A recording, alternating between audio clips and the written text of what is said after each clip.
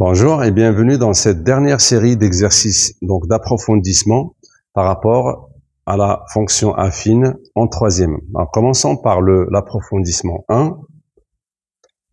Soit h la fonction affine telle que h de x égale à x sur 3 plus 2. Donc c'est bien une fonction affine.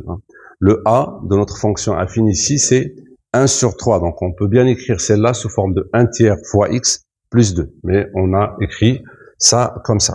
Alors, ils veulent simplement des images. Donc, on va calculer l'image de moins 2.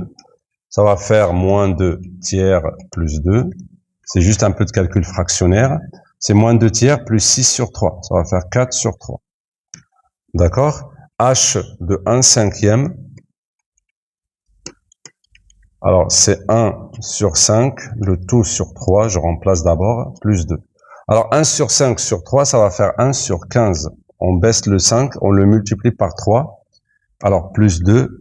Même dénominateur, ça sera 15. Donc, ici, 30 sur 15. Avec 1, c'est 31 sur 15.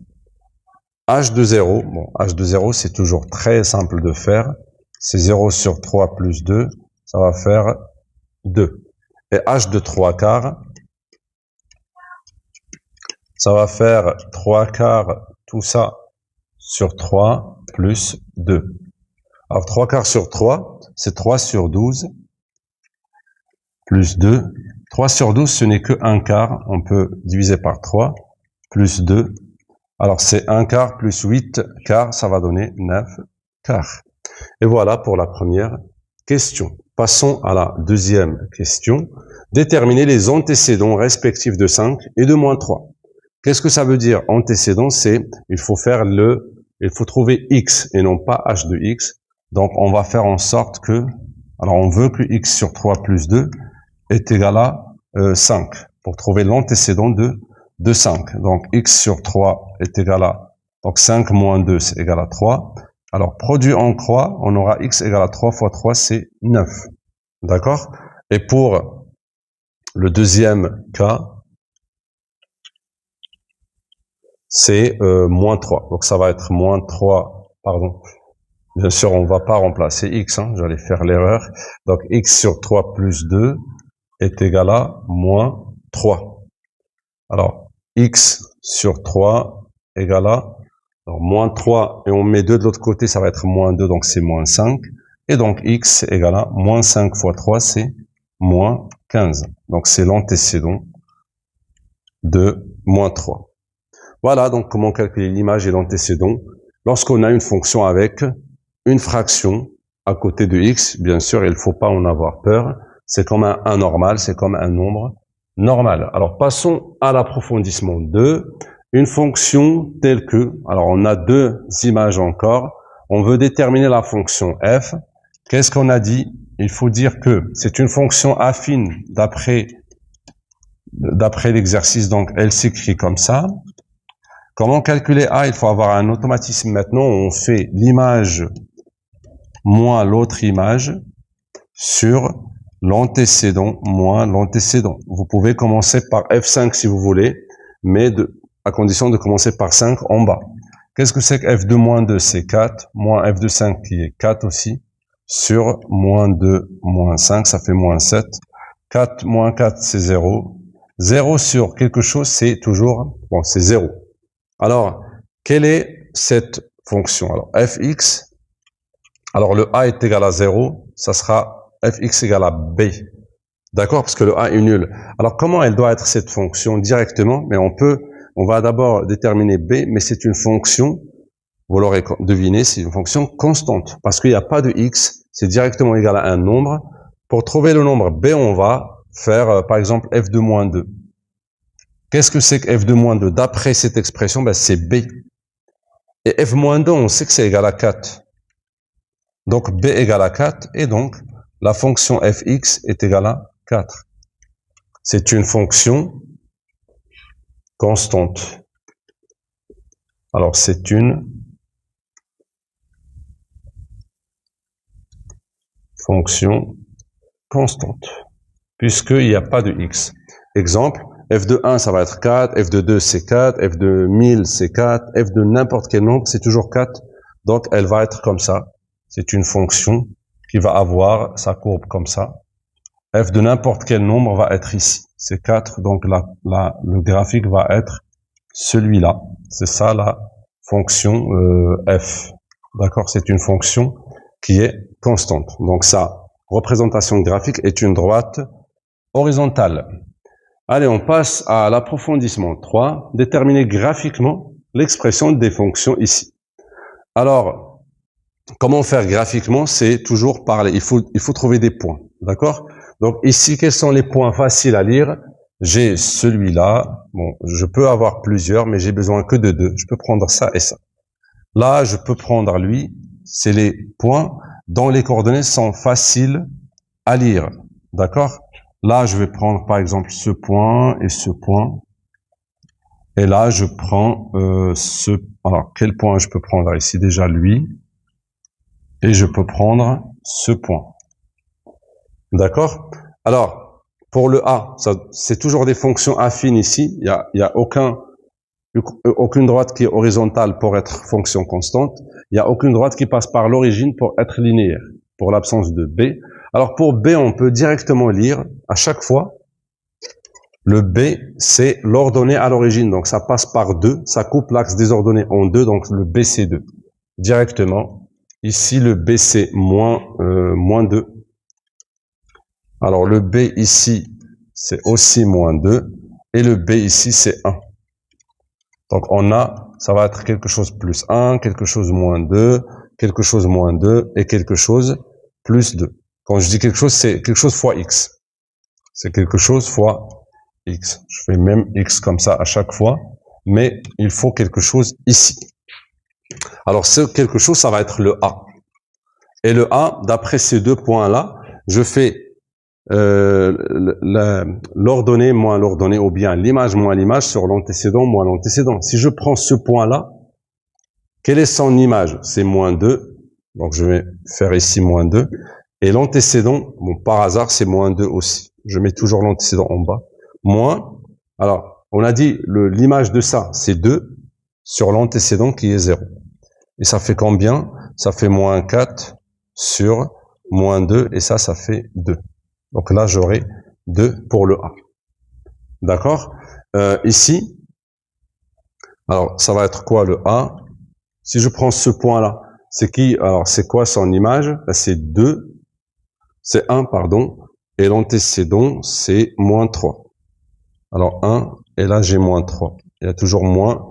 L'autre image, l'image de ça c'est 0, c'est dans l'axe des ordonnées, et l'antécédent c'est, pardon, l'image, qu'est-ce qu'on a? Non, l'image c'est moins 2, pardon. C'est moins 2, je suis dans les images, et pas dans l'antécédent, c'est l'antécédent qui est nul. Et qu'est-ce que ça donne? 1 plus 2 c'est 3 sur moins 3, et ça fait moins 1. Donc moins 1, on écrit directement moins x. Pour ne pas écrire moins 1x. Alors ici, je prends ce point par exemple, on peut commencer par le point qu'on veut. Hein. Donc l'image c'est moins 2, l'antécédent c'est 0. L'image de ça c'est 0, l'antécédent c'est 2. Et ça donne moins 2 moins 0 c'est moins 2 sur moins 2, et cela fait 1. Donc c'est le point 1. L'image de 2, est-ce qu'on n'a pas faux? Oui, donc c'est 1, donc rien à rajouter. 1x, c'est que, donc c'est x. D'accord?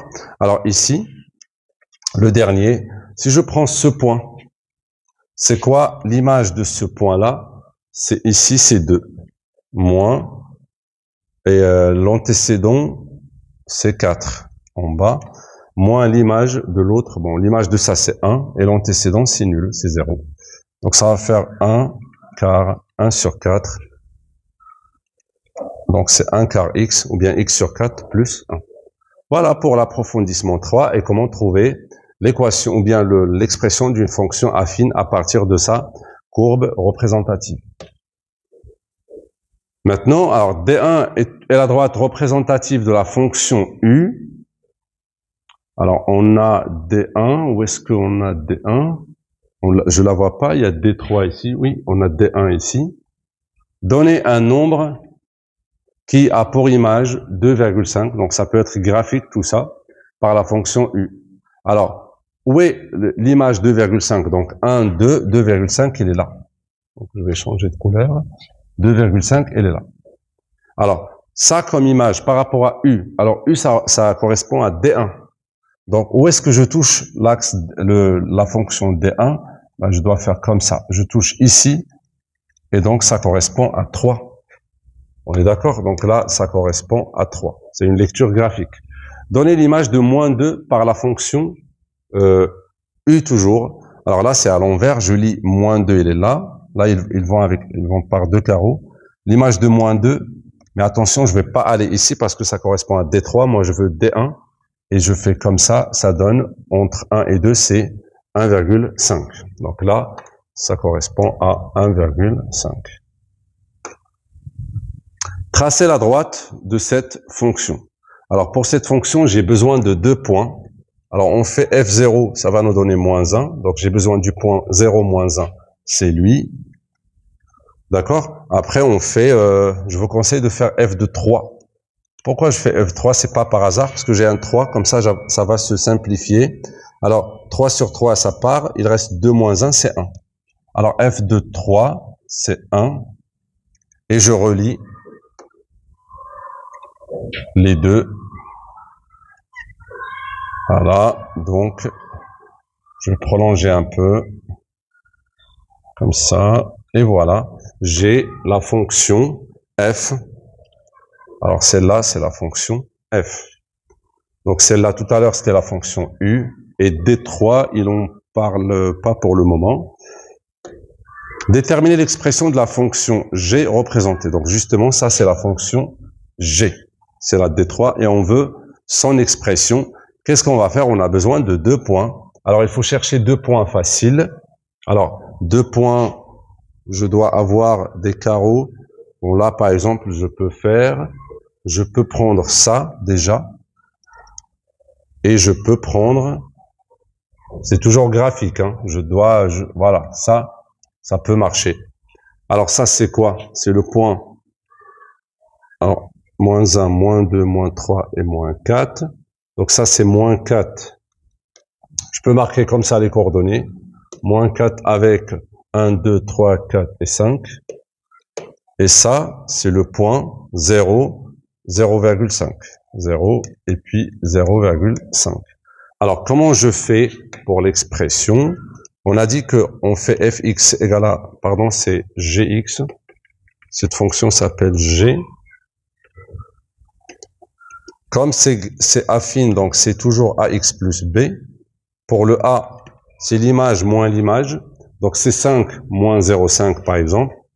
5 moins 0,5 divisé par l'antécédent moins l'antécédent. Donc c'est moins 4 moins 0. Ça va faire 4,5 sur moins 4. Alors, on peut faire la division. Donc déjà le moins, je le mets en haut. Ou sinon, je fais x2 pour éviter la virgule. Ça sera, donc le moins en haut, il sera moins. Et x2, ça fait 9. Et en bas, x2, c'est moins 9 sur 8. Donc pour le A. Alors pour le B, c'est déjà là. C'est l'ordonnée à l'origine. Pour B, c'est direct. C'est 0,5. Donc cette fonction, ça va être g de x égale à moins 9 huitièmes x plus 0,5. Une petite astuce et un petit plus. Alors toujours au moins ça peut aider à la vérification. Si vous voyez qu'une droite est comme ça, ascendante, en lisant toujours de gauche à droite, attention, c'est pas de droite à gauche. Alors si une droite est ascendante, le A doit être positif. On comprendra pourquoi. Donc là, je trouve que mon A, il est négatif et c'est cohérent avec G qui descend. Alors, c'est une fonction descend, son A doit être négatif. Sinon, il y a une erreur. D'accord? On peut utiliser ça au moins pour la vérification. Et on passe au dernier approfondissement. Les fonctions f et g sont définies par, donc vous avez deux fonctions. Alors, A, par le calcul, détermine si les points A et B appartiennent aux représentations graphiques. C'est par le calcul. Qu'est-ce que ça veut dire un point qui est dans le graphique d'une fonction? Un point avec les coordonnées. On a bien dit que pour le point, par exemple A, ça, ce sont les coordonnées. C'est l'abscisse et l'ordonnée. Mais pour la fonction, s'il est sur une courbe d'une fonction, c'est que l'image de ça va être ça. C'est-à-dire ça, on le prend comme antécédent et l'image doit être ça.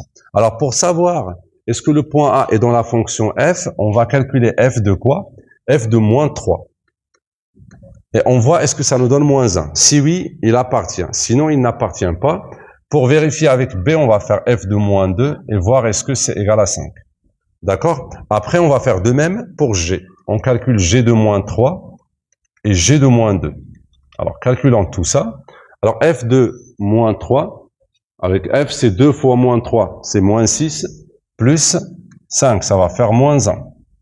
Alors, G, ou bien f de moins 2, toujours avec f, ça va être 2 fois moins 2, c'est moins 4 plus 5, ça va faire 1. G de moins 3, alors ça va faire moins 3 fois moins 3, c'est 9, moins 1, c'est 8. Et G de moins 2, c'est moins 3 fois moins 2, c'est 6, moins 5, ça fait 5. Alors, on voit que f de moins 3 égale à moins 1, vous voyez, ça correspond bien au point A. Donc, on peut dire que A appartient à la courbe de la fonction f. D'accord? F de moins 2, pour le point B, ça me donne pas 5. D'accord? On va dire comme ça. Ce n'est pas 5. Donc, pour B, non. B n'appartient pas à la courbe de f. D'accord? J'écris appartient et je la barre. Pour G de moins 3, ça me donne, ça doit donner moins 1, mais ça donne 8. Donc, A n'appartient pas à la courbe de G. On a vu que ça appartient à f, mais ça n'appartient pas à celle de G. Par contre, l'image de moins 2 avec la fonction G, ça me donne bien 5. Donc, c'est cohérent.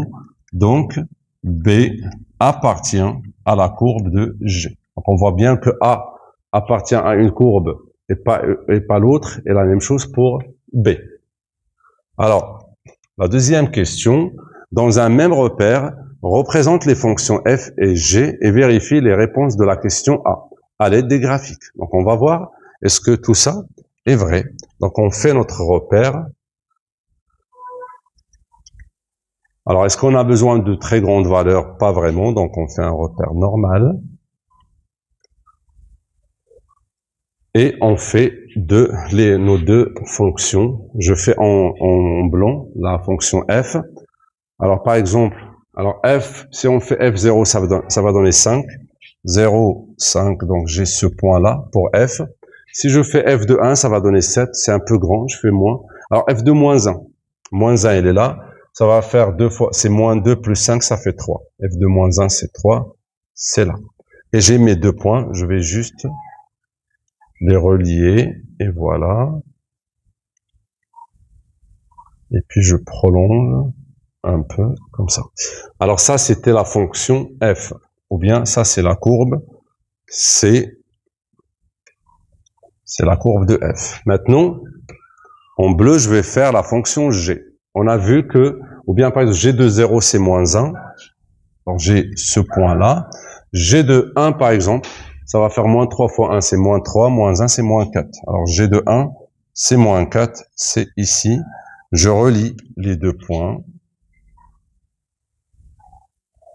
Alors, je les relie comme ça. Il y a toujours une petite marge d'erreur lorsqu'on fait les choses graphiquement. Et voilà. Donc ça, c'était la courbe de la fonction g. Alors, vérifions. On va tracer le point A. Bon, à part tout ça, le A, on a dit que c'est moins 3, moins 1. Voilà, moins 3 et moins 1. Ça, c'est le point A. Pour le point B, c'est moins 2, 5. Alors, moins 2 et 5, c'est là. Ça, c'est le point B. Alors, ils disent, vérifier. Alors, est-ce que, alors, dans la question A, on a dit que A appartient à CF, on voit bien que c'est le cas, que B n'appartient pas à CF, donc B, il est loin de la courbe blanche.